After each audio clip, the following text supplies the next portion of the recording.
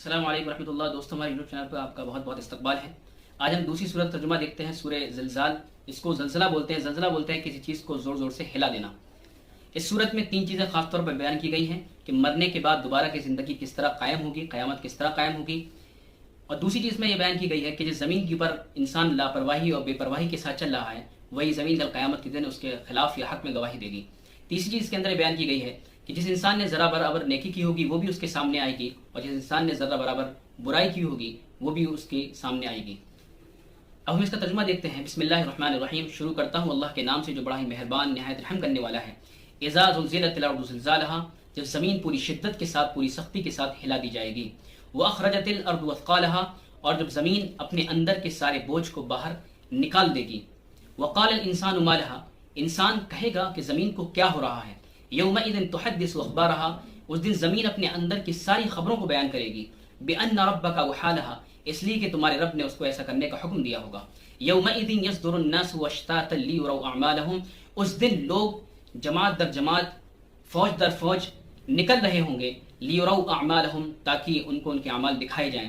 فمن يعمل مثقال ذرة خيرا يرى، تو جس شخص نے ذرہ برابر نیکی کی ہوگی وہ بھی اس کو دیکھے گا۔ ومن يعمل مثقال ذرة شرا يرى، اور جس نے ذرہ برابر برائی کی ہوگی، کوئی غلط کام کیا ہوگا، وہ بھی اس کے سامنے آئے گا۔ یہ اس کا موٹا موٹا ترجمہ ہے۔ اب ہم تھوڑی سی اس کی تفسیر دیکھتے ہیں۔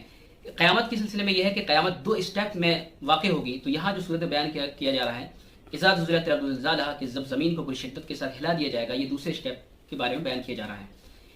اور انسان اس وقت جب یہ ساری کیفیت ہوگی کہ زمین کو ہلایا جائے گا اور ایک زلزلے جیسی کیفیت بنے گی، تو انسان پریشان ہو کر کہے گا کہ اس زمین کو کیا ہو رہا ہے۔ اور اس وقت زمین اپنے اندر کی ساری خبروں کو بیان کرے گی، سارے جو اس کے اندر جو چیزیں ہیں اس کو نکال دے گی، جو چیزیں اس کے اندر ہیں اس کو نکال دے گی۔ اس کا مطلب یہ ہے کہ دنیا میں جتنے بھی انسان قیامت تک آئے ہوں گے سارے کے سارے انسانوں کو باہر کر دے گی۔ اس کا یہ مطلب بھی بیان کیا جاتا ہے جو بھی انسان نے کوئی برا کام کیا ہوگا، اچھا کام کیا ہوگا، وہ سارا کا سارا زمین باہر نکال دے گی۔ تیسرا مطلب اس کا بیان کیا گیا ہے کہ زمین کے اندر جو بھی ہیرے جواہرات ہیں، زمین کے اندر جو بھی سونا چاندی ہے، زمین اس کو باہر نکال دے گی۔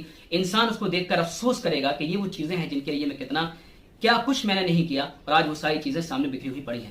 تو یہ، اور پھر اس کے بعد لاسٹ میں یہی بات کی گئی ہے کہ جو بھی ہم کریں گے وہ ہمارے سامنے آئے گا۔ سورہ لقمان میں ایک بات بیان کی گئی ہے۔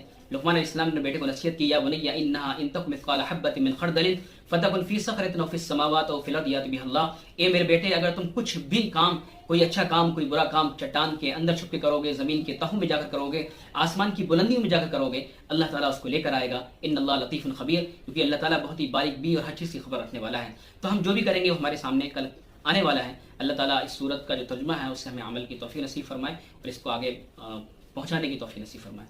وآخر دعوانا الحمد للہ رب العالمین۔